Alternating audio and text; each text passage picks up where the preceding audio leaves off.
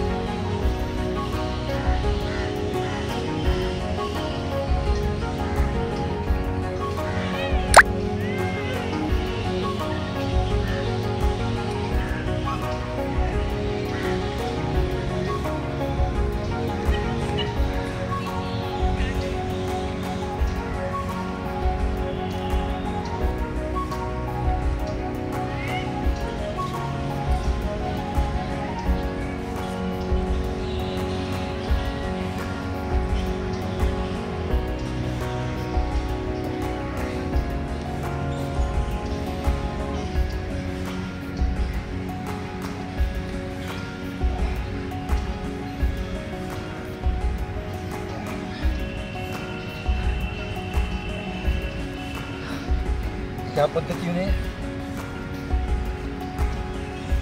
या आसनामध्ये, या व्यायाम प्रकारामध्ये आपलं पोट पूर्णपणे ताणलं जातं पायाच्या बाजूने. ज्यावेळेस आपण पाय खेचतो त्यावेळेस, आणि खालचं पोट पाय खेचतो त्यामुळे ताणलं जातं.